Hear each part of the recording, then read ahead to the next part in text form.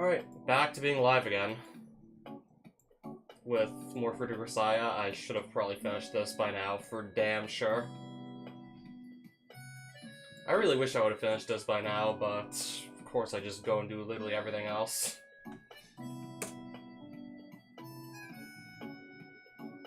Yeah, this is definitely by far like the biggest visual novel I've committed myself to like just playing and finishing. Yeah, like far longer than, well, far longer than Doki Doki Literature Club. Or even like any Doki Doki mod I remembered playing.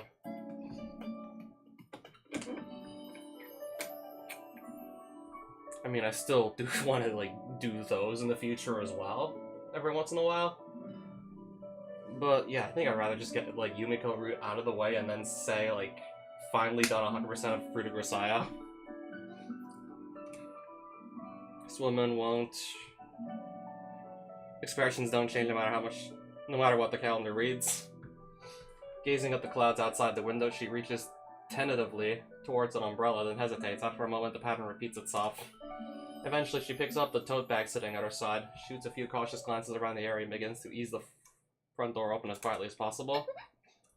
Sakaki twitches like a startled cat. Slowly, stiffly, she turns to face me. Going out? I see. Just so you know, the weather won't turn bad until late tonight. Have a safe trip. Planning to follow me around today as well? Despite my umbrella-related tip, the woman's expression is now one of clear hostility. Well, no shit, like... I wouldn't want to be followed around by some weird guy either, to be honest. I don't know, maybe unless my life really was in danger and it was, like, for my own safety, but... Even then, like, still, I doubt it. I doubt I go along with it, even if it's for my safety.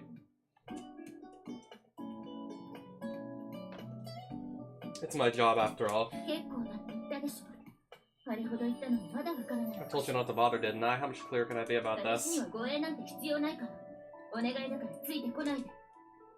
Sorry, but whether you think it's necessary doesn't really matter. The objective evaluation is that you're in danger, and more importantly, I have orders from the main... Alright then, time to go, I guess.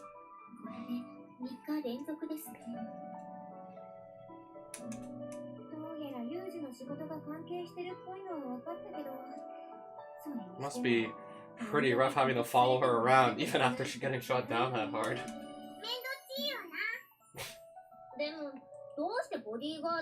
Was there anything dangerous going on around her? I mean, she's a real rich girl and all, but still.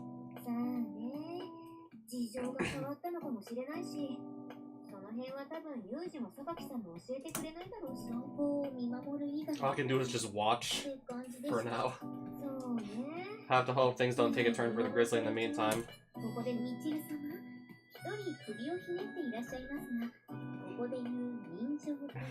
In this context, Grizzly refers not to a large and ferocious variety of bear, but rather to gruesome bloodshed. I know that! I wasn't even thinking about bears, I just kinda didn't know what it meant. That really ain't much better. The place where Sakaki spends her days off isn't far from the academy.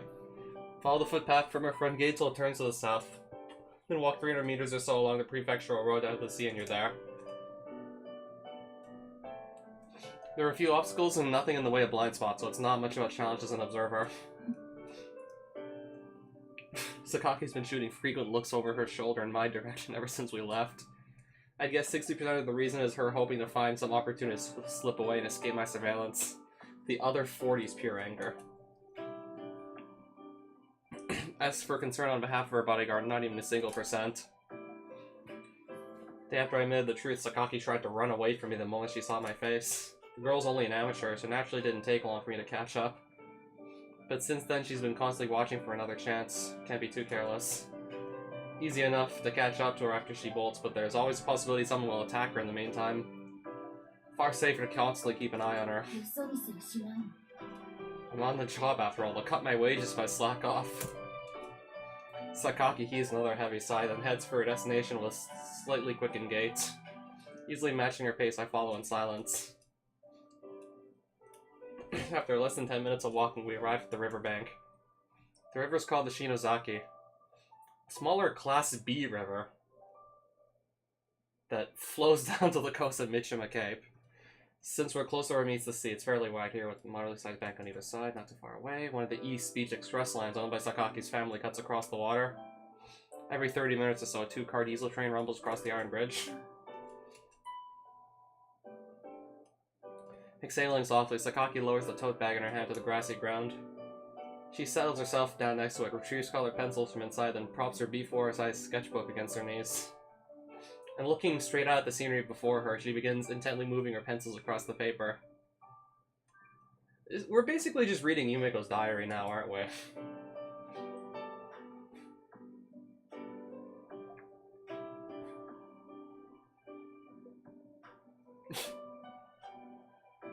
I only learned this after becoming Sakaki's guard, but the reason she abruptly leaves the campus for hours at a time is a very simple one. She draws pictures. Maybe she didn't want her classmates to know about her hobby. Maybe there's some other reason. Either way, I'm just glad she wasn't coming into contact with any strange characters. In that scenario, there would have been a lot of troublesome preliminary cleanup to take care of. But JB would have warned me if the girl was up to anything too risky. I've never been worried about her activities, in other words, more like mildly curious. Not as many classes before. Sakaki's approach to her art is straightforward and orthodox. She roughly sketches out the scene in general, then proceeds to fill details in little by little. Not quite on the level of dedicated art student, but judging for what I've seen of her work, the girl's a good amount of talent and skill. That said, I don't have much of an eye for art. I can tell she's good on a technical level, but I don't have many other impressions. Even if I did. Expressing them would probably only irritate Sakaki further. Nice weather.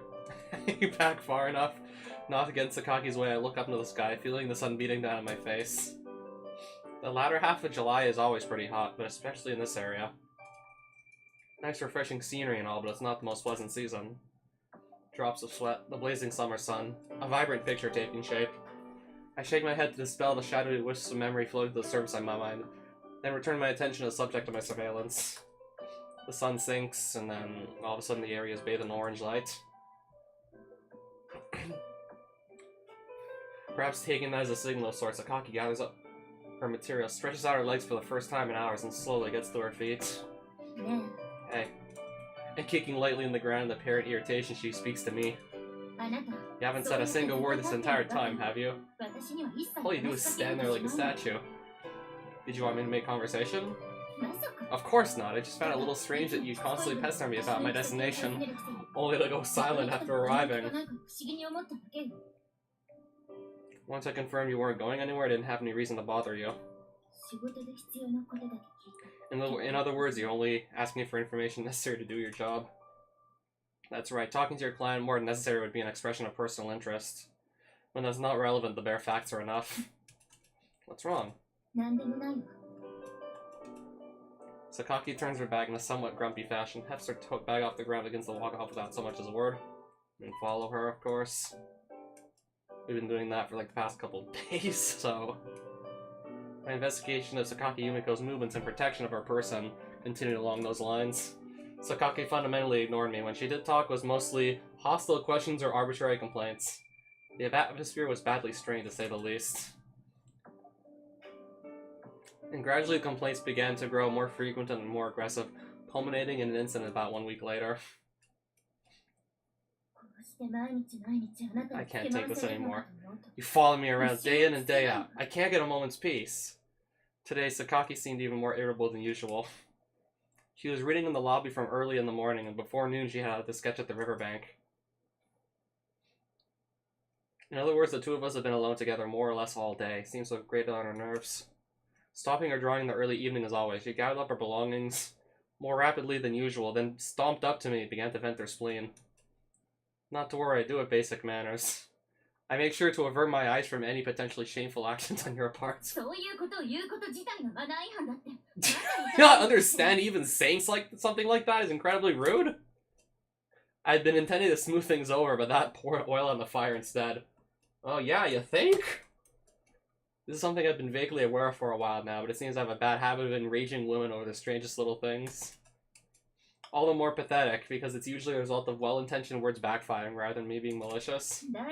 What's the threat you keep talking about anyway? Surely spied on me long enough to notice my family regards me as a nuisance best ignored. The idea of someone coming after me for money after all is completely ridiculous. Now she tries out a different objection. To be sure, I haven't picked up on any concrete threats approaching Sakaki in the week I've been watching over her. It'd be too late to start protecting you after something happens. A bodyguard is a preventative measure. Not much good in installing a burglar alarm after someone's already cleaned out your safe, right? But the fact of the matter is that no one's attacked me. I've been on my own for nearly 2 years without a single incident of any sort. But today just might be the day that changes. Spare me the sophistry. Alright, in that case, take a look behind you. Listen! Huh? Then she swallows the words as she notices that I've said something strange. There's been something wrong with this picture for a little while now. What's behind me? Sakaki, too, seems to have finally caught the scent of something strange in the air. With timid, uncertain movements, she slowly turns her head to look behind her. A group of blatantly suspicious-looking men in black suits stare back. They're not even trying to hide what they are, which probably means they're planning to take forcible measures. Only reinforcing this impression, the unmarked van parked next to their car on the road above. Standard vehicle for carrying off kidnapped victim. These gentlemen don't strike me as the most peace-loving bunch. Even without the van and the suits, it's clear enough from a glance at the lead group these people aren't here for a calm negotiation. A brawny man, strikingly wide in the shoulders, powers at the head of the pack. At his side, there's a man with bandages rolled around his fists, probably gripping something hard. A third keeps his arms dangling loosely at his sides in the manner of a martial artist, waiting and watching for us to make a move. Even if they come up with a good evening, could you spare a moment to talk at this point? It'd be hard to take it as anything but sarcastic. Who are these people? Are they really here because they want something from me? Faced with an unfamiliar atmosphere of danger, her normal cool-headed indifference has melted away. She's unconsciously grabbed hold of my shirt and there's clear fear in her eyes. I don't have much value as a commodity, so I think it's safe to assume they're after you, Sakaki. That doesn't make any sense. You can make excuses if you want, but I don't think they're gonna change their objective. Sakaki's hand grips my sleeve even more tightly. The men approach slowly and silently, eyes fixed intently on us, looking for the right moment to take action. The three in front seem like the main threat. They've got 5 others hanging in the back as support, including their drivers. But that group doesn't seem to have combat experience. Listen very carefully, Sakaki. Drawing my face closer to her, I push her long hair away from the side of her head. Shapely white ear emerges from its hiding place. I speak a few quiet, blunt words into it. Stay down, make yourself as small as possible, and keep yourself behind me. Why? Just do it, alright? Unless you're eager to take a ride with these charming people. Wait, don't tell me you're planning to! Sakaki's question falls off halfway through, but her meaning's clear enough. I can handle 8. Might be a little frightening, but deal with it. Don't be ridiculous. I know it is you do, but there's no way you can fight these people, let alone this many of them. It'll be fine, just do what I told you. But that's just... In that moment, the man with the physique of a rugby player had been standing at the head of the pack, rushes forward, aiming to tackle me at the ground. Get down, Sakaki! As soon as she throws herself face down to the ground, I dodge the enormous man's charge like a toreador evading a bull. Apparently, Rugby Man wasn't expecting such a well-timed sidestep. He makes a strange little grunt as the momentum carries him past me. Nice broad back you've got there. Before he can begin to turn, I sharply draw my right elbow down to his oversized spine. You have to admit, though, it makes for a nice big target as well. Rugby Man exhales roughly, then collapses face first into the dirt. That's 1 for starters. Confirming my oversized friend isn't getting up anytime soon, I whip around 180 degrees to face the other attackers. Bandaged Hands here is a different style. He's spitting out short pants at regular intervals, bouncing slightly from side to side in time for the rhythm. This one's shorter, but his body's abnormally slim and lithe. His physique suggests extraordinary agility. clears the experienced boxer. If he lands a punch, it's gonna probably be a bone fracture or internal bleeding. A slugging match with a boxer is never a good idea, let alone when he's grasping something. In other words, I need to dodge until I have a chance to launch a disabling counterattack to a weak point. As he slowly begins to close the distance between us, the slight movements of his body begins to include something of a forward backsway. He's coming! The man exhales heavily and springs forward, his half-hidden right hand shooting out towards my face. I duck my head, barely just enough to avoid the punch. Now within range, he follows up with a wider swing from the left. That's what I was looking for. Clearly avoiding the second half of this predictable combination, I slide forward to point-blank rage and land a violent kick to his shin. As Bandage Hands freezes up from the pain, I step back, pivot, and swing my fist to his right flank, throwing my whole body into the punch. We're gonna do this for, like, individually. Every single man. We're gonna be here for a while. 2 down, 6 more to go. We're gonna be here for a while. Should probably stay down for a while after taking a direct hit to the liver. Before the others can react, I've resettled myself at Sakaki's side. 2 down. I look over at the final remaining member of the attacking team. Although there's a hint of shock in his expression after seeing the others go down so quickly, his composed posture suggests a fundamental confidence. He clearly thinks himself on a different level from these two. Someone's aiming at a counter himself. I can picture him smoothly sidestepping the instant I try to lunge forward. The loose swing of his body might not look particularly intimidating to an amateur's eye, but I'm confident he's more dangerous than the others. Well, let's try a trap.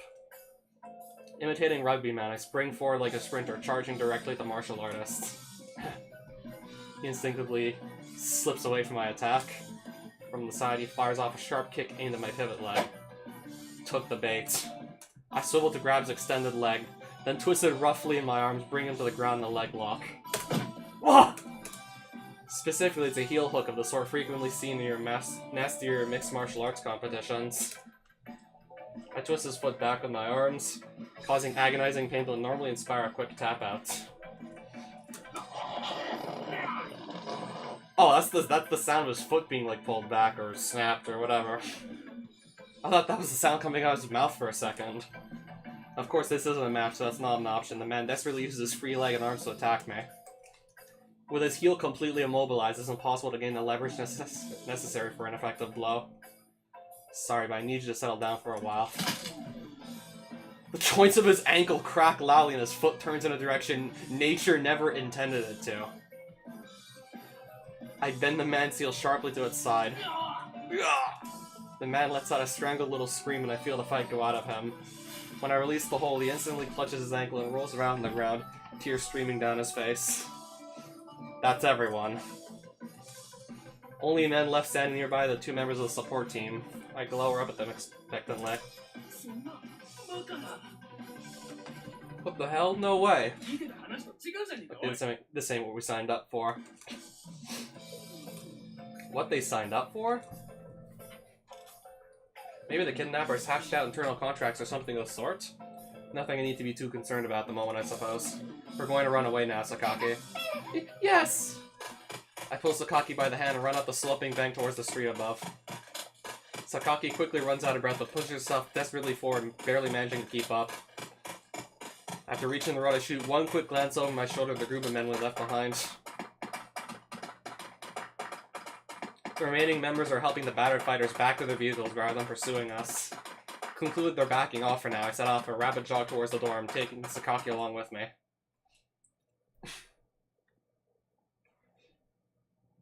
Although the men didn't seem to be chasing us, just to be on the safe side, I took a number of brief detours on the way back. The sun had been setting as we left, so by the time we finally reached the gate, it's already dark out. Bursting into the dorm in this state would just alarm everyone. I don't think Sakaki is looking for more of a fuss right now. So instead, I just leave her to the courtyard. You alright, Sakaki?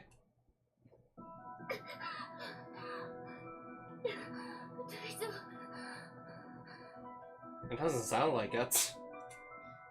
Not with this music, also. The girl makes an admirable effort at keeping up a tough front, but after all that running, she's understandably fatigued. Did you do something back there? Something? That's pretty vague. You're referring to my scuffle with those gentlemen? I've been trained on how to deal with people proficient in various skills. It's kind of relevant in my line of work. In my profession, you naturally meet people with a wide range of experience in this regard. Former Dan rank Kenpo practitioners, or no, I think it's pronounced Kenpo practitioners. Karate experts who made it to nationals. Sometimes we even run to guys who competed in world championships of something or other. Naturally, the same goes for our organization's competitors and professional rivals, so the instructors teach you a wide variety of coping strategies covering more or less the full range of martial arts, and by taught, I mean they beat the techniques into you. I suffered more in the few lessons that very nearly ended in bone fractures. Certainly does sound like quite the rough job. She mutters the words with a hint of ridicule and a tone of complete conviction. This is a world Sakaki knew nothing of until now. It's simply outside of her range of experience. Even if she understood people like this existed, personally coming into contact with them has clearly driven home just how real and unpleasant that world is. So there's your wake-up call. You understand now just how much danger you're in? I suppose. But that doesn't mean I need a bodyguard. Why not? I told you from the very start, didn't I? I don't particularly care if something does happen. There's no need for you to defend me. Her expression changes, the fears fading, leaving something gloomy and bitter in its place. Just like the other day, I could see a hint of defeat in her eyes. I don't want your protection. Please don't follow me tomorrow. When that task's accomplished, she takes the bag in her hand and rises up to her feet. I'm going back to my room now. But Sakaki stops dead about 4 paces away. After a moment's hesitation, she turns towards me and comes back. What is it? All of a sudden, she lowers her head in a slight bow. Well, thank you for helping me today.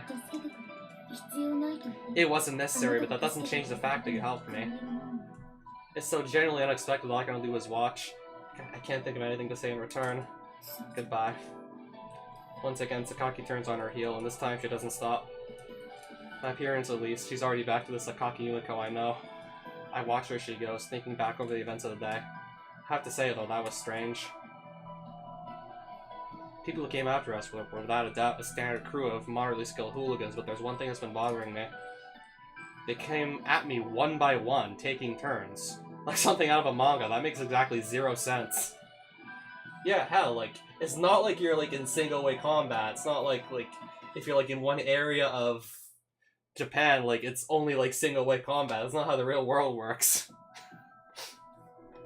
It's not, like, singles only. All 3 of the tough guys should have rushed me at once. Yeah, I think basically, like, everyone in the real world is, like, multi-way combat. It's not like RuneScape where there's, like, some single-way and some multi-way combat areas. It's all multi-way. Hell, even the 5 they had hanging back for support, sheer numbers would have made it difficult even for me, especially with Sakaki to protect. Divide and conquer is the basic rule of fighting when outnumbered. And they went out of their way to divide themselves for me. No matter how you look at this, it just doesn't add up. Might be a coincidence, but there's a possibility it means something. Better to figure out now rather than run into some nasty surprise down the road. Guess JB would be the person to ask. Approach your jobs from a detached perspective. Don't second-guess your instructions. That's the fundamental attitude my employers have beaten into me ever since I got into this line of work. And in fact, I never thought too hard about the jobs they give me. I just try to carry out my orders promptly, aiming for optimal efficiency and a near-perfect success rate. My master showed me the ropes, and she was the best. Field commanders, especially JB, gave me precise and accurate instructions. I have the skills. There's nothing to second-guess. Never has been, never will be. I guess, I don't know, until now or something. That time, early afternoon, the place, a dormitory lobby. 2 residents confront each other across a coffee table. Normally the word confront shouldn't apply to this sort of casual interaction between classmates, but when it's Yumiko that's involved, it's a different story. To be more precise, the withering power of her glare can transform any encounter into a battle of wills. Sure. Over the last few days, that fearsome scowl of hers seems to have lost some of its edge. Something might happen again today, are you sure? Well, proceeding slowly towards the door, Sakaki mutters the words without looking in my direction. Her voice is unusually uncertain, carrying more than a hint of genuine concern. Don't worry about it, whatever happens, I'll protect you. It's quite the guarantee. It's my job after all. Right.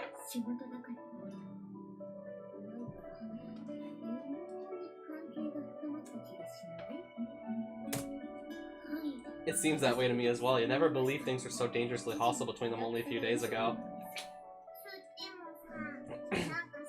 You keep talking about all this job crap like a pair of broken records, you know?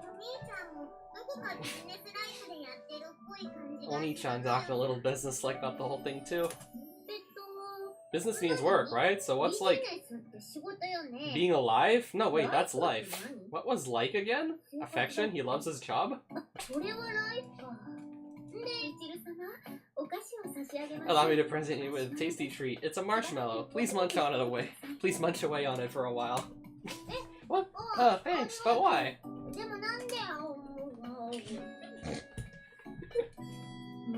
Makina does have a point too. That sense of danger from before may be gone, but you can definitely feel this awkward distance between them. Indeed.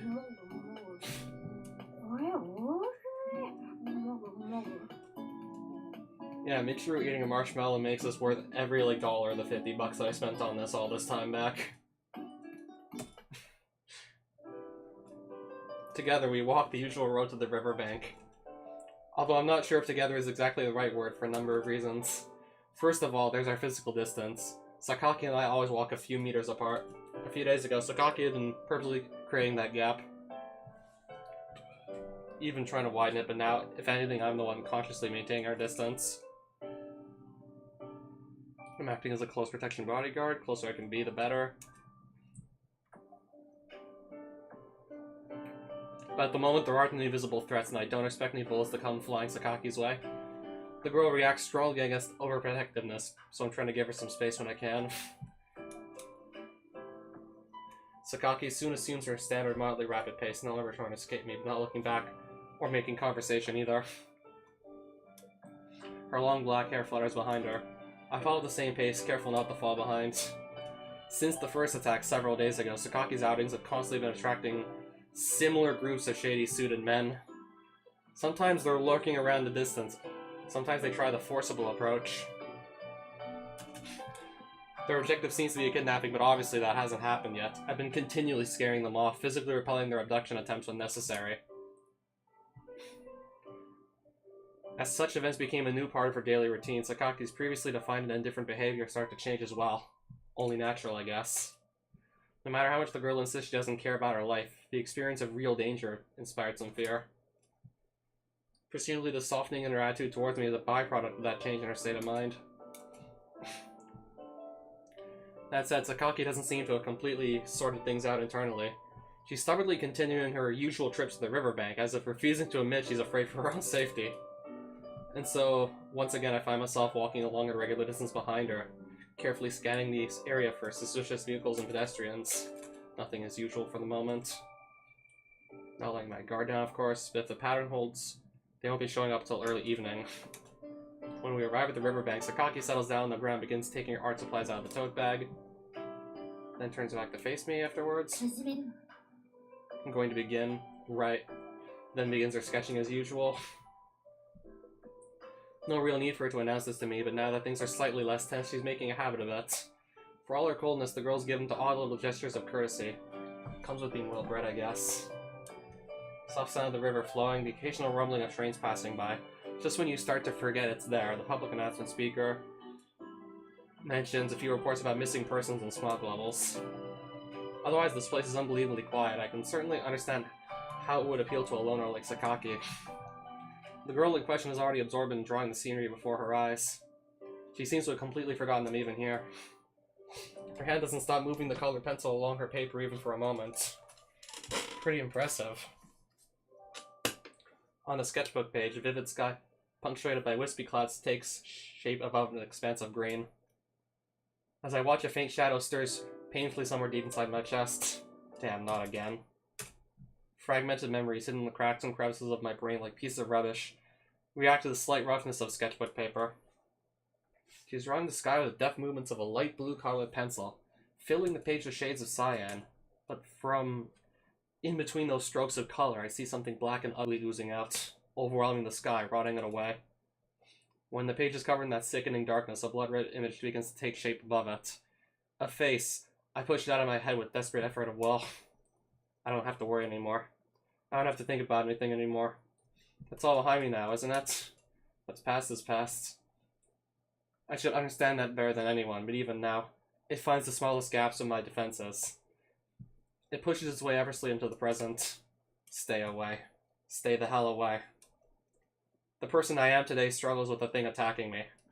Forcing myself to focus on reality before my eyes, I draw deep, slow breaths, and in time the dark entity dissipates. A refreshing summer scene spreads out before my eyes once more. My body's damp with sweat that has nothing to do with the heat. Won't let me forget about you that easily, huh?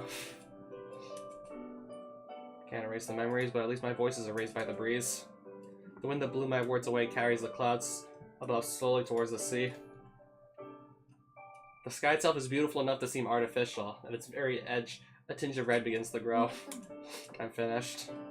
Done sketching, and then, let me guess, more men in suits on the way back trying to kidnap her again. Recently, she's been letting me know she's on sketching. Unfortunately, seems like they're just getting started here. Again? And it seems like we got some troublesome ones on our hands this time.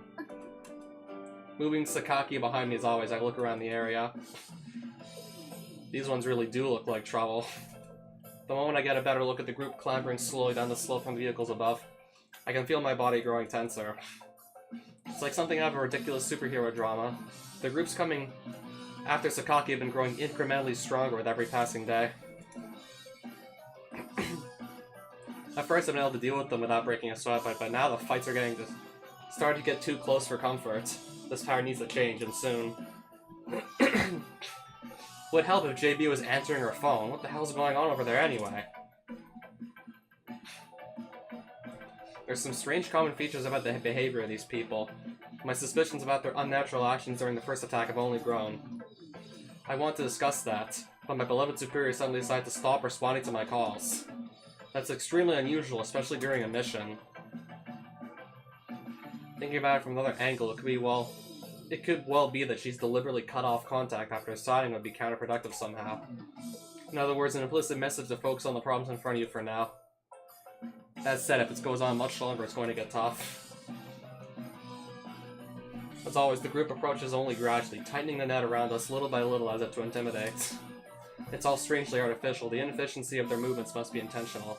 But I don't know what that means, and I can't act on the basis of vague hunches. For now, I can only protect Sakaki Yumiko from the threat in front of us. They're coming! Dodging the first man's kick by a hair's breadth, I grab his ankle and wrench it sharply upward. Yeah! Yeah! Sorry.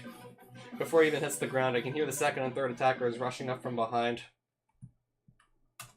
I immediately spin around, pull Sakaki to safety behind me, and take a stance. Are you really alright? How many times do I have to tell you I'm fine? But they hit you so many times, I mean you were rolling across the ground. That was deliberate. In any case, a few bruises are part of the job description.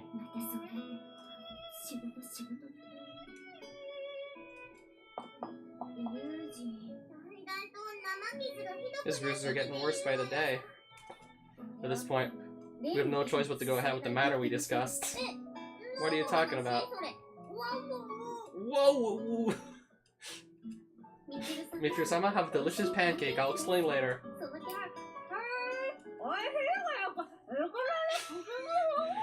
Okay, delicious. The whole ramen in my mouth.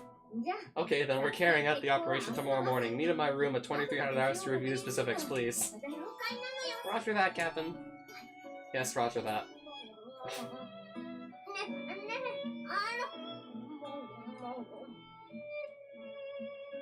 Yeah, Michiru eating makes this game worth every penny, I swear.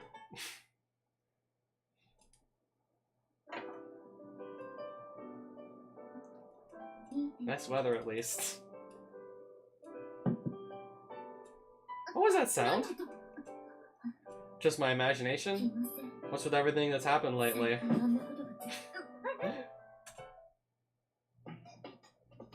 She's gone? Moments ago, I'm making my way to Sakaki's room for my usual morning checkup. only to find her door hanging wide open. On very rare occasions, the woman might leave her door open in a crack while doing her laundry or something, but I've never seen it like this before. The handkerchief makes it clear she hadn't stepped out for a moment. God damn it, they got me. To think they were capable of sneaking into the campus and snatching her away without even being noticed. Were those clumsy attacks nothing but a feint? I'd lowered my level of vigilance somewhat inside the dorm. Since there's almost always other people around, it seems I badly underestimated my opponents. They can't have gotten far yet, I'll just have to hurry. As I turn to make my way outside. It's alright, Kazami-san. Sachi? Are you looking for Sakaki, Kazami-san? Sachi? Why are you? The answer is very simple. I'm the one who abducted her, you see. What? I'd always suspected this woman had enough potential to enroll in a national intelligence agency with the right recommendation.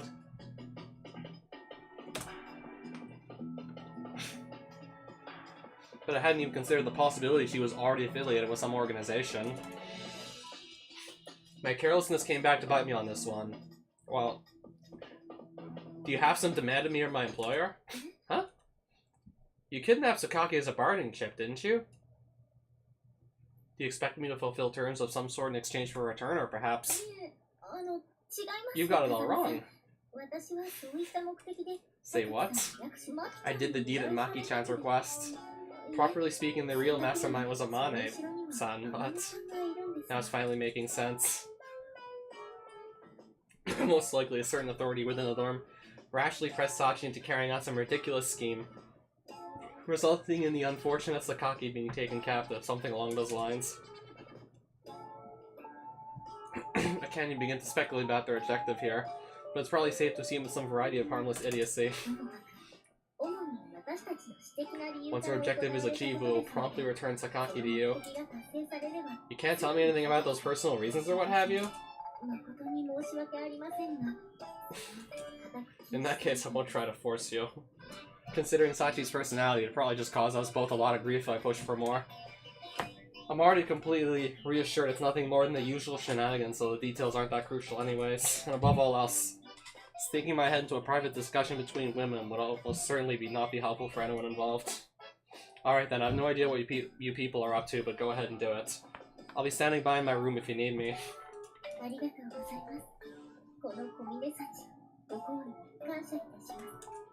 Sachi offers me a respectful bow, then trots off down the hallway and vanishes silently around the corner. The girl doesn't hang around longer than she has to. She knows how to extract herself when the moment's right. Have to say, I really do think Sachi has some talent in that field. I've returned. Welcome back. How did it go with Yuji? I'm pleased to report that I succeeded in explaining the situation to him as directed didn't offer even the slightest hint regarding our purpose. Take a seat, Sachan. Certainly.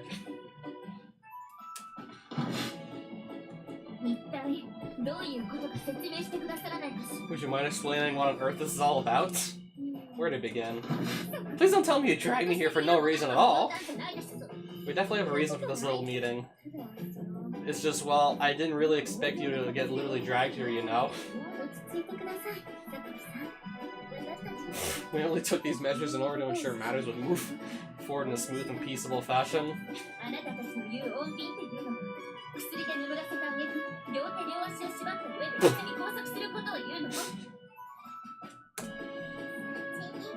Well, in retrospect, I probably shouldn't have told Sachin to bring you here by any means necessary. Come on, did you seriously not know what was gonna happen if you said that to Sachi of all people? I was only trying to bring Sakaki-san to this room by the most prompt and reliable means available to me as requested. And the first solution that popped into your head was knocking her out with a handkerchief soaked in chloroform? You seriously scare me sometimes, Sachi. Just forget it. I'm not interested in debating this any further. Would you kindly hurry up and tell me what it is you want? I get started right away if that's alright. Why the heck am I licking your boots all of a sudden? Do you have something to say to me? Oh, no, nothing at all. Ain't that a rare sight? Amani, back off a little. Sort of a snake versus viper type of deal, I guess. Like they both pack a punch. Might be impertinent of me to point this out, but... Yeah, Vipers are on the snake team too, I know that. Moons is what matters, okay? Just roll with it. Snakes? So be it, a Viper's fine too.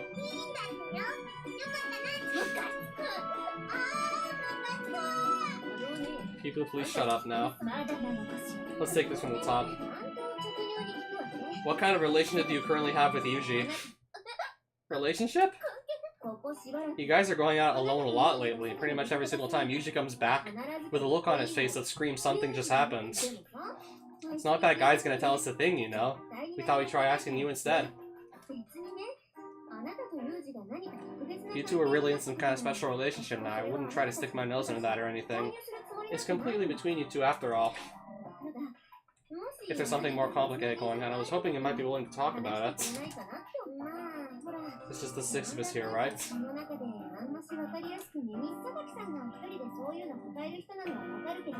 Guess I'm someone else mixed up in it too, so... This is all about Kazami-kun in the end. Did you say something? Spending time together because my father placed the request for a guard. There's nothing else to it. Your father? You're familiar with him yourself, aren't you?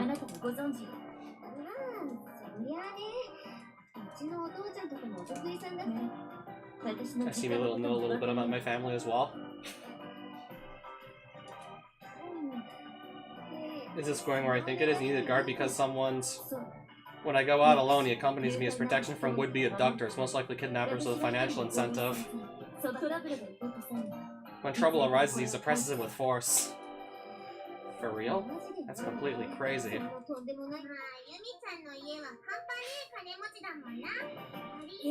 How rich is rich? Like, where are they on the Calpis scale or whatever? What on earth is that standard of wealth? You know, Calpis!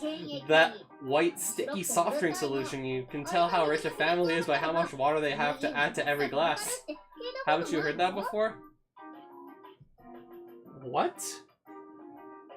White, sticky soft drink. How rich a family is by how much water they have to add to every glass.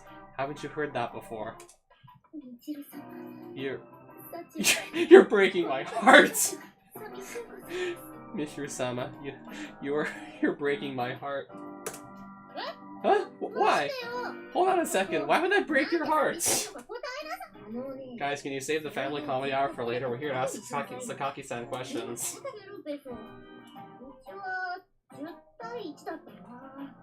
The Calpis scale was 10 to 1 in my house. 10 parts water, 1 part Calpis. Sachan, stick something in Michiru's mouth. Certainly, Michiru-sama. Please enjoy this tasty lollipop. I think I understand your circumstances now. But how do you usually get involved in all this?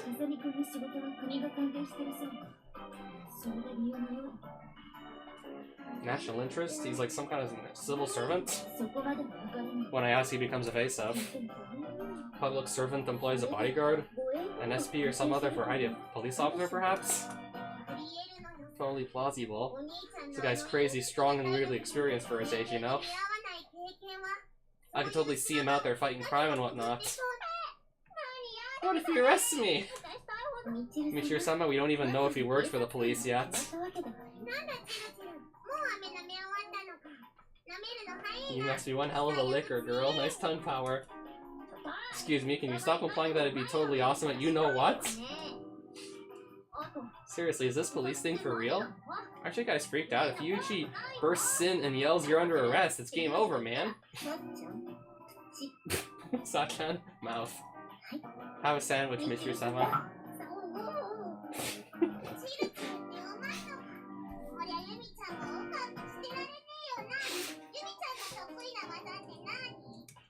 I don't have the slightest intention of answering that question, but just to be perfectly clear, Kazami-kun and I aren't in a relationship of that sort. Not even interested in the first place, so I appreciate you stop with the vulgar insinuations. Look at this, boss, that lady still trying to play dumb. Nice try, kid, but we got a whole pile of dirt. You're head over heels and we can prove it. We're already going there? Aren't you kind of rushing things? Let's just make the kid spill her guts already. We ain't gonna crack that pretty little mouth up by making her small talk for hours, you know. Let's move on to phase 2. Toss the items in question onto the floor. Behold. These are... Kudere Yumi-chan goes full dairy. An illustrated history. Photographs of me? What on earth did you... This was taken at the entrance of the dormitory one morning, capturing Sakaki-san just about to go out. While putting on her outdoor shoes, her eyes find Kazami-san standing just a little in front of her. Goodness, what's this? A little sleepy? Such an indescribably dreamy expression. Look, her lips are slightly parted.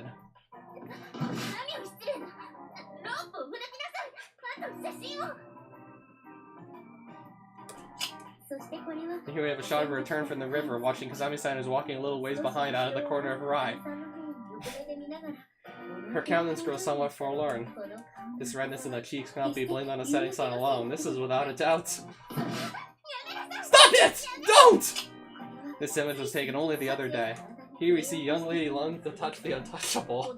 Her slightly outstretched hand, paused halfway to its target, speaks more eloquently than 1,000 words. And above all, this expression. Just look at it. One might almost think the deed had already been done. As I'm sure you all agree, this is the face of a woman in love. The camera doesn't lie, and these aren't the only photos either. Our investigator brought us plenty proof.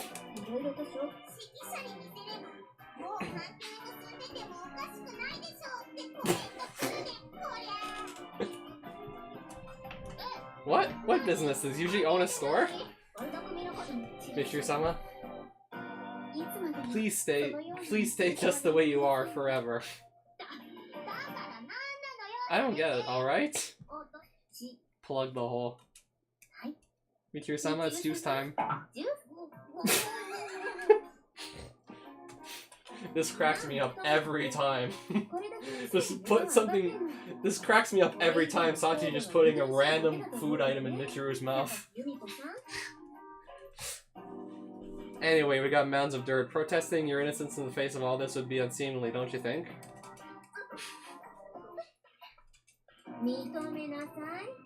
You've fallen for Kazami Yuji, am I wrong? Cowards! You're heartless cowards! I can't believe you'd sneak around taking pictures. How could you? Did you want to make a laughingstock of me that badly? I mean, yes, I wasn't the most friendly classmates. I know I kept my distance from you, but this is just too cruel. I'm not here to make fun of you or anything. I said so from the start, right? We wouldn't get in the way if you and Yuji were in a romantic relationship. If anything, we were kind of hoping to offer a little help from the shadows or something. After we double-checked our theory with you, of course. I do apologize. Our method was certainly a little rough, but we need your confirmation. It'll be easier for us to take action or whatever, now we understand how you feel.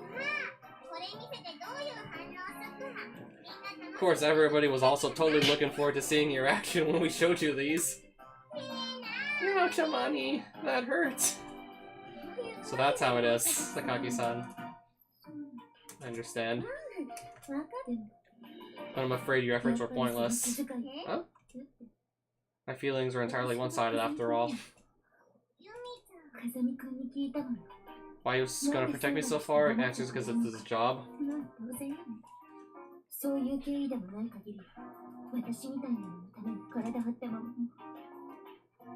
Still, I was happy. I'd never had anyone protect me like that before. Even if it was only a job to him, it meant a great deal to me. It would be nothing but a nuisance for him, I'm sure. I don't even understand these feelings very well myself. Much less what I should do about them. For the moment, all I managed to do is express concern about his safety, although that seems pointlessly one-sided as well, to be honest.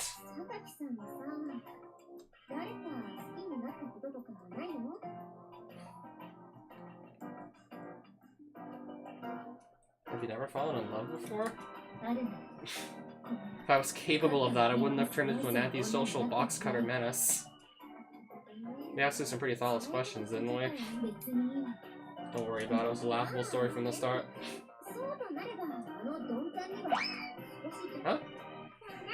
Agreedo, Yumi-chan's got a killer bot to work with, right? One well-timed wiggle of the ass should do the trick. Wait, I'm entirely in agreement. Kazami-san should immediately be made to realize that an ultra-high-quality meal has been set out for him and how it yearns to be eaten. A meal? Did you make dinner already? I don't get it, Sachi. Hold on. Don't tell me you're planning to say something ridiculous to Kazami-kun. They're gone, aren't they? When exactly were they planning to untie me? What's wrong? I'd appreciate it if you stopped staring at my body. Right, my apologies. A certain individual directed me to observe you more carefully, you see. Couldn't go about it any other way. Sorry, but I've been sworn to silence. You don't have to say a word about who's involved, but... Would you mind at least explaining what they told you to observe about me and why? I'm not sure that would be such a good idea either. I have a feeling the answer might irritate you somewhat. But if you're really that interested in hearing someone else's groundless speculation regarding your physical characteristics... It's alright. The response was more than enough of an explanation. I see. Just because I understand the situation doesn't mean I've given you permission to stare at me. That's so, my apologies. Some help this is. We're just looking for laughs after all. What's with all the heavy sighs? It's nothing, alright. For crying out loud. What on earth is going on around here anyway?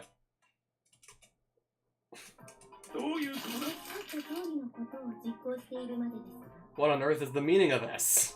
We simply put the matter into practice just as you requested. I'm having a very hard time believing that. I think I explained the purpose of this charade was to influence Yumiko's feelings by convincing her she was in danger. Yes, that was our understanding. Not only is your pet dog refusing to play his part, he's sabotaging the entire play. We needed him to fail as a bodyguard. Instead, it seems like he's flawlessly protecting the girl. How is that supposed to turn Yumiko's loyalty toward her family? She's obviously going to get attached to that dog of yours instead. We've carried out your strategy to the letter. That said, we aren't an acting troupe or a detective agency. Anticipating such subtle psychological details is beyond our capabilities. Coming from a dog of Akasaka pedigree, that's somewhat less convincing. I doubt there's anything up to and including espionage you're not capable of. In any case, I can no longer trust you with this matter. Remove Yuji of yours from this operation immediately and notify him to stay out of this. Understood. It's exactly as I said. You heard me just fine, didn't you? Instead of the information I wanted, she's brought me a whole new world of trouble. I'll repeat that in case you didn't catch it the first time. You've been removed from the role of Sakaki Yumiko's bodyguard. As of this moment, you are not to involve yourself in this operation in any way. Was that clear enough for you? Yeah. I don't have the slightest clue what's going on here. First, they dumped the job of guarding my classmate on me without providing even half the details. Now they cancel it just as abruptly. Not gonna tell me the reason? Not for this operation. You can butter me up all you want, but it's not happening this time. There are some complicated circumstances involved. I'm sure you noticed the whole thing was kind of fishy to begin with, yes? Do those circumstances have something to do with the bizarre behavior of the people attacking Sakaki for the last week? I just told you I can't answer. No matter how you look at it, their attack plan is just absurd. They're unbelievably sloppy, they don't learn from their mistakes. Almost as if they're handicapping themselves. It's completely unnatural in every respect. Also, you told me not to involve myself with this operation going forward. Come on, JB. Can't tell me anything anymore. But I will confirm you've been officially ordered not to involve yourself with this operation any further. So there really is something worthy of being called an operation going on here. Thanks, JB. I love you. You really need to work on your timing with that line. After gazing at the cell phone as it emits a droning dial tone for a moment, I snapped the device shut and slid it back into my breast pocket. There's no doubt that someone's arranging these threatening movements in Sakaki's vicinity.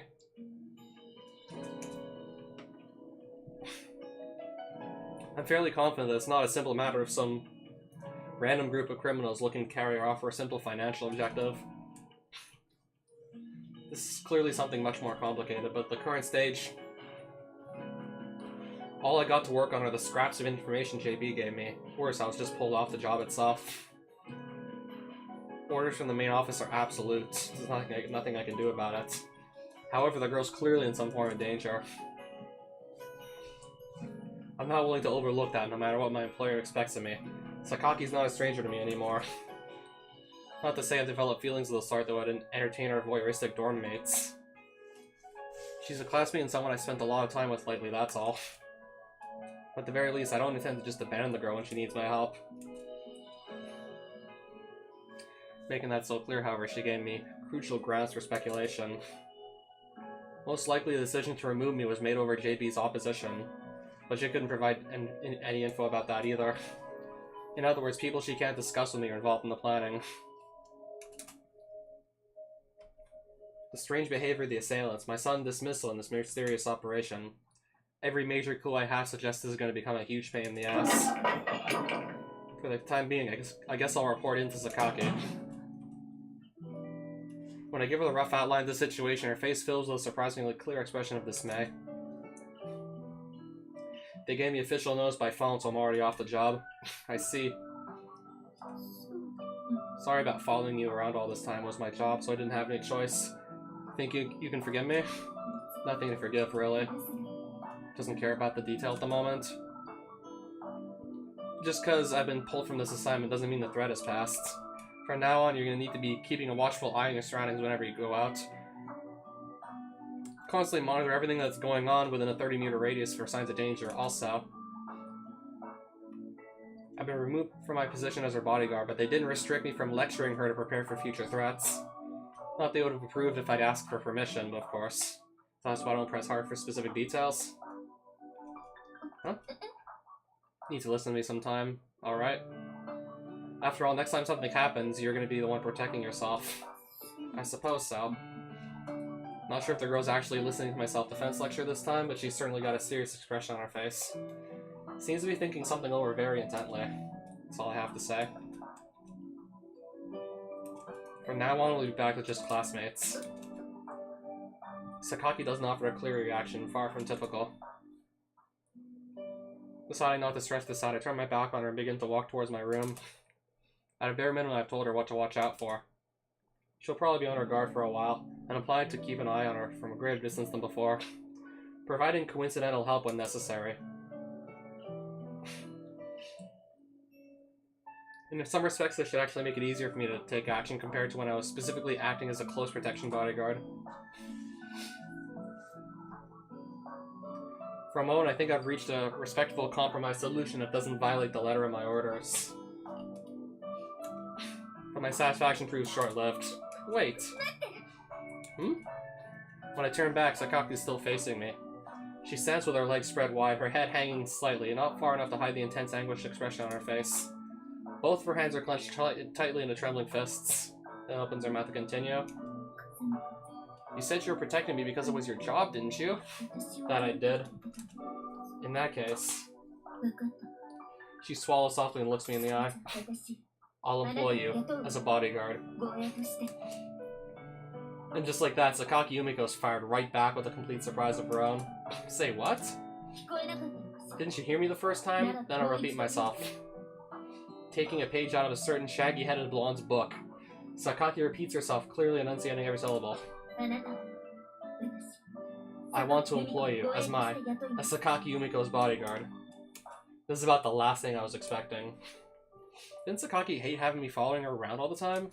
To be sure, she softened up noticeably over the last week or so. When I was lightly wounded in the course of duty as her bodyguard, she even showed some honest concern on my behalf. That said, the girl always had fundamental problems with the nature of my protection. I'd approached on the assumption she disapproved of being guarded in the first place. Are you serious? Under the circumstances, I couldn't help but wonder, but anyway, pretty damn expensive. You sure about this?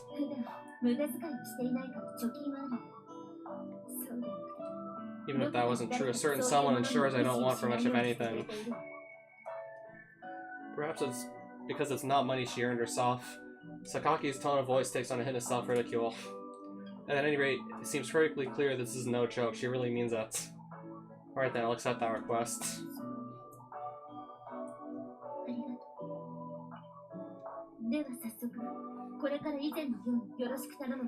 Compared to a minute before, Sakaki's expression seems to have regained a bit of vigor.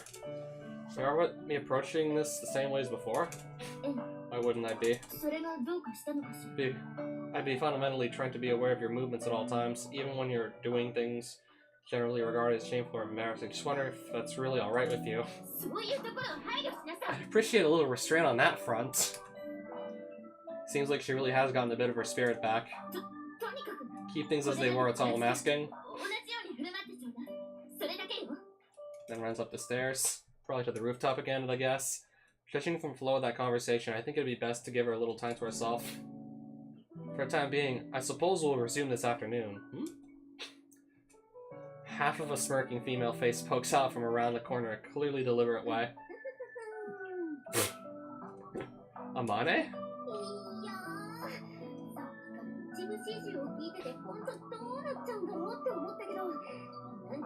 What are you going on about here? Were you eavesdropping the whole time? How very rude, this was sheer coincidence. A few words happened to fall into my ears as I was passing by, so I couldn't help but listen to them. Right, Sachan? This was a coincidence, there's no other way to describe it. Even Sachi? Maybe it was a coincidence they were passing by, but I think listening to the entire conversation may have had something to do with their personal curiosity. What with the way they kept striking up bizarre conversations about Sakaki the other day, I got a distinct feeling these people are up to something, especially Amane. Big Sis was surprised. You really shouldn't keep playing up your age like that. Even as a gag, go get wrinkles. Shut up, you! You're okay, never mind me. I guess you're her exclusive private bodyguard now? Sounds kinda nice, am I right? I detect a lewd scent in the air. Lewd? Yuji is lewd. Although I really don't get the details. Every last one of you was listening in? I've had some doubts in this regard before, but could it be these people have too much time on their hands? I've shared dorms with female colleagues before, but they used their off day studying intensely, throwing themselves into personal training just like everyone else. By comparison, I can't help think these girls suffer from a chronic lack of productive uses for their time. You people can think whatever you want, but the fact is Sakaki's got some very complicated personal circumstances of war and protection is not something you should be laughing about.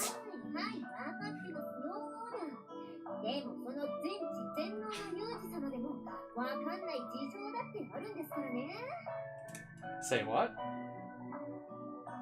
You're saying the intelligence I gathered on Sakaki is incomplete? That's highly interesting.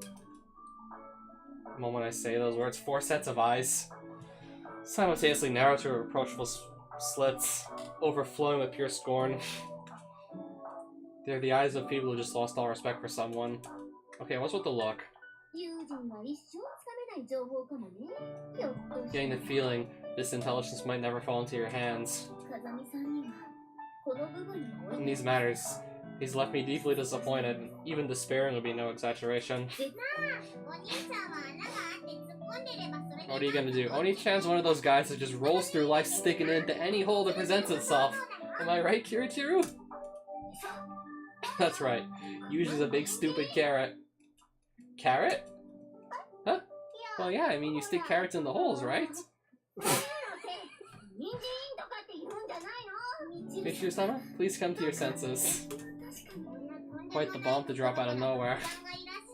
Hold on, we're talking about Yuji right now, aren't we? Why'd you guys start making fun of me the minute carrots came up? Michiru-sama! First it's bananas, now carrots?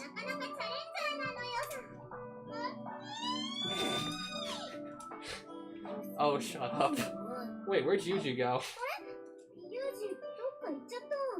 Having successfully passed through the storm of frenzied, meaningless excitement, I make my way back to the lobby alone.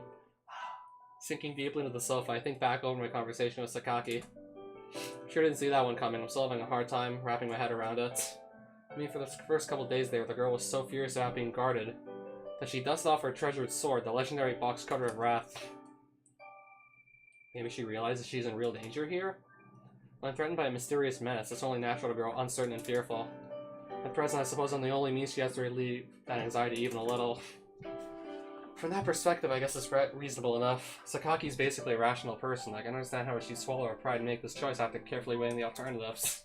Whatever the case may be, and now have her approval should make it easier to continue protecting her, as I'd planned from the start, since she's hired me out to earn my salary. So plenty of time before Sakaki will be heading out to draw our pictures. Guess I'll go run for a while. The threats are getting steadily stronger and I'm not getting back up. That means I'll just have to intensify my training to match. After a light warm-up, I slap my hands together in the entrance, then push my way out the front door to jog. And today, as usual, our mysterious friends make their appearance. However, something's clearly different this time. From the moment they spot me, the men seem oddly flustered. Many of them appear to have gotten cold feet. One or two take out cell phones and try to contact someone. And hey? Why is that guy still here? I didn't hear anything about this. They said the guard would be gone. Wonder where they heard a thing like that. Whatever the case, the men take much longer than usual to approach me. Screw it, just go. Take the asshole out already. Shit, this is what we signed up for. Hey, let's get the hell out of here. We can't take us straight on. When they finally managed to spur themselves to action, their strategy was confused as always. Even more so, really. None of them seemed eager to take the lead. They're so sloppy you'd think they were trying to fail. Are they gone? Sakaki calls out timidly from behind me, slowly opening her eyes. Yeah, but something was definitely off this time. These constant attacks must be causing the girl more than enough worry. Adding their unclear, suspicious motives to the equation would probably only upset her further. Does that have something to do with me hiring you? Hard to say, but no way to know if they're trying to mislead us. As we slowly climb up the slope leading away from the riverbank, I think long and hard about our enemies. I can't figure out their objective. It's obviously connected to Sakaki, but their attacks are far too sloppy for this to be a real kidnapping job. And that phrase they used again today, this isn't what we signed up for. They clearly know I was taken off the job, which suggests a connection to Ichigaya. My original client in this matter. Just what is this? Something in the air suggests an approaching storm. Might have to take countermeasures before the rain starts to fall in earnest. Do you have anything to say for yourself? We have nothing to be ashamed of, sir. Don't play games with me! I told you to get that thug Kazami so-and-so out of the picture. Why is he still hanging around Yumiko? What's worse, the man's actively interfering with my plan. You call that absolutely nothing? Have you no shame whatsoever? I formally informed Kazami Yuji of the removal from this operation.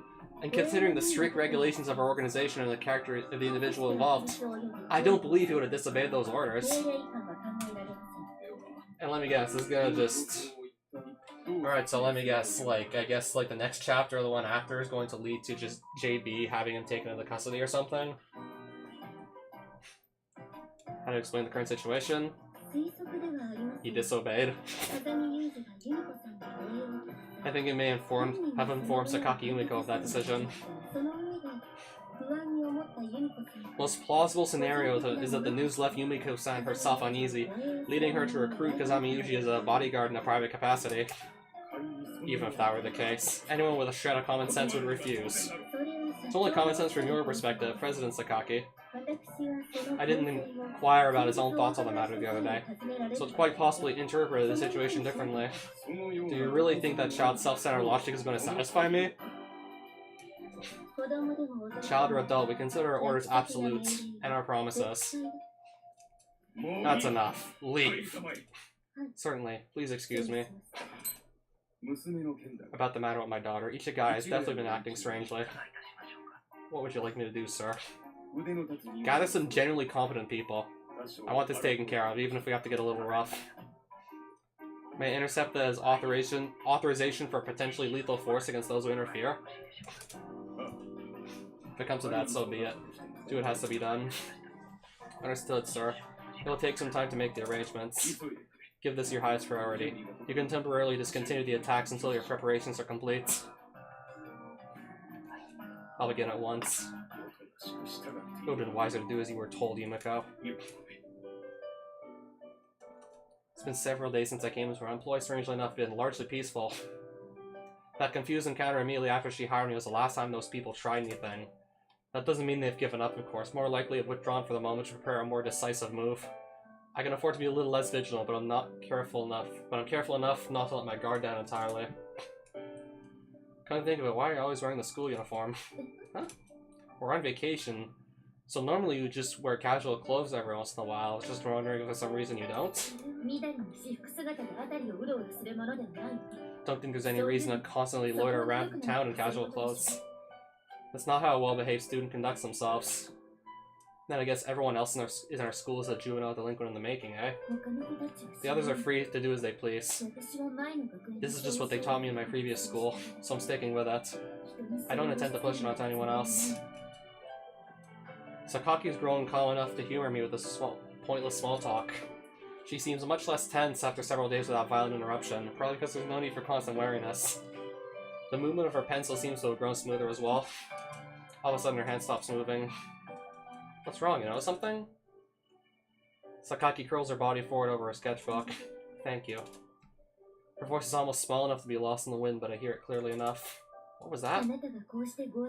I'm able to relax and focus on my art knowing because I know you're guarding me. Sakaki? It's because you're there. Well, not quite, but this is suspicious.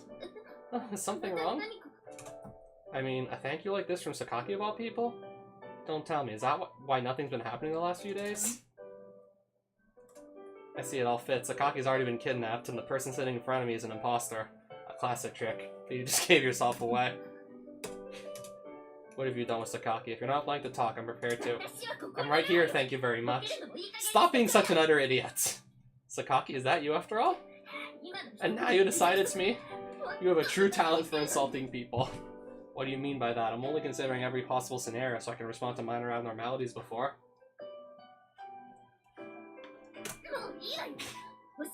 Thanks so much for your work. What are you so angry about? She seemed to be in an unusually good mood just a minute ago. Now she's in full sulk mode. For all the severe lectures I received from JB and others regarding the treatment of women, it seems I still have a great deal of room for improvement when it comes to interactions with females of my own age group. Sighing ruefully, I close my eyes for a moment. Honestly, if only the sky would give me a little advance warning, I wouldn't get struck by lightning at such random moments. Raise my head and look at the sky, it's raining. I know it was looking a little overcast, but I hadn't expected such a sudden and dramatic turn for the worse. For a moment I consider attributing the abrupt storm to Sakaki's out-of-character remarks disturbing the balance of the universe. But I had the feeling she wouldn't appreciate the gag. We gotta hurry back. But the rain, indifferent to our concerns, rapidly intensifies. At this rate, we're gonna be soaked to the bone by the time we get back. With a slightly archaic expression that reveals her for the avid reader she is. Sakaki accurately forecasts an unfortunate future. Guess there's nothing for it. Let's wait this out over there. Point the bridge. Railway bridge? I think it'd be best to run. I hurried the bridge as the rain grows steadily stronger. She follows close behind, her bag protectively clutched to her chest. Having sprinted all out for 200 meters or so, Sakaki's completely out of breath by the time we reach our shelter. You alright? Get your breathing back to normal, then take a seat and rest for a while.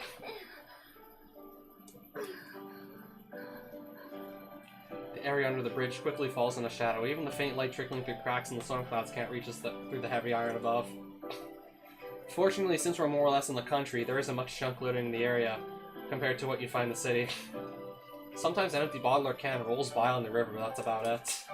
Sakaki and I brush off a light layer of dirt from the bare concrete foundation of the bridge, then settle ourselves down to wait out the storm. As the girl at my side tries her best to wipe the water from her hair with a handkerchief, I examine the state of affairs outside. There's no sign of the rain stopping anytime soon. The sky, slightly gray and cloudy only minutes ago, is completely a sea of uninterrupted black. In a country town like this, they don't even light the streets properly. The area has already grown dark, as if to exacerbate our unease. And finally there's that familiar roar. A sound that always seems to accompany summer downpours. Thunder can be a frightening thing. I had colleagues with experience on a mountain rescue operations who cowered nervously every time a storm rolled by. Judging from the sound, it's relatively close. Probably best not to move around too much at the moment. Guess we'll have to kill some time here. She doesn't meet my gaze, her throat moves. I can hear a faint gulp. Can't think of it. This girl had an unexpectedly fearful side. Should probably reassure her that it can't strike us here. But just as I'm opening my mouth to speak...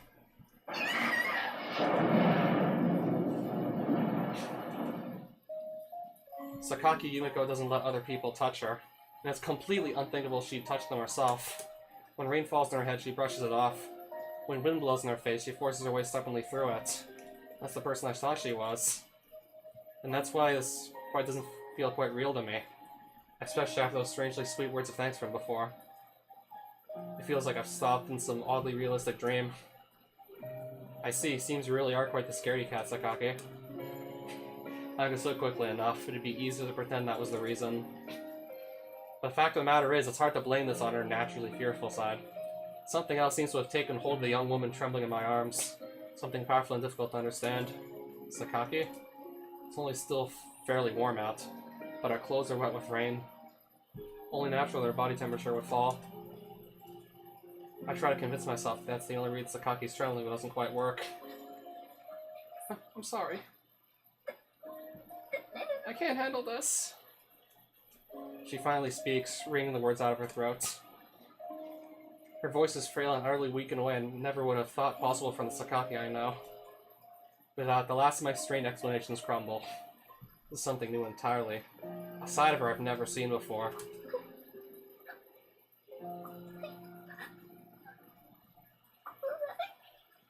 Sakaki's cowering in terror. Even menaced by thugs on a daily basis, even when she couldn't completely hide her fears, she went about her business as usual. But that stubborn, prideful, resolute person seems to have melted away.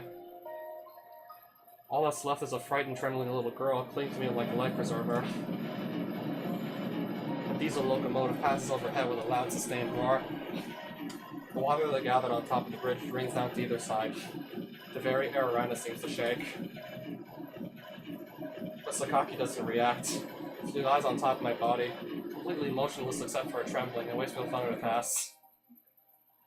I'm sorry about that. Not a problem. I can't bring myself to ask her anything. There is obviously something about Sakaki's behavior, but with such a strong reaction, it feels wrong to ask out of curiosity. The rain slabs heavily on the bridge above. The wind whistles loudly by outside, sometimes driving water to us from the side. And now the thunder has passed, Sakaki seems to be gradually regaining her calm. I just can't handle thunder. Cuddling close, Sakaki stares up to my eyes. Why are you so strong? I might look strong to you, but I never thought of myself that way. You're strong enough to live on your own like this. You don't spend all your time building walls against the outside world, while everything crumbles to pieces. You're not like me.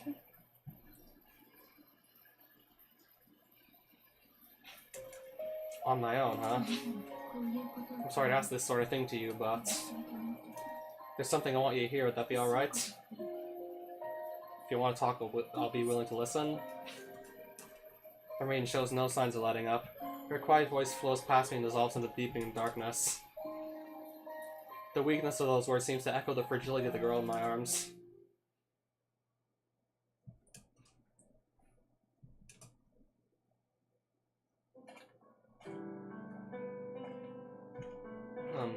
I'm guessing this is a Yumiko flashback or something?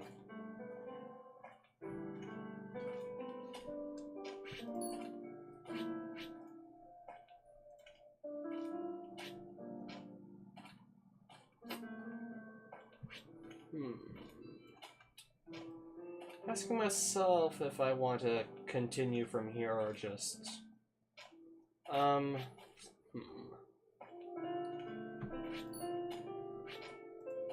Just to be absolutely certain we've saved, I guess.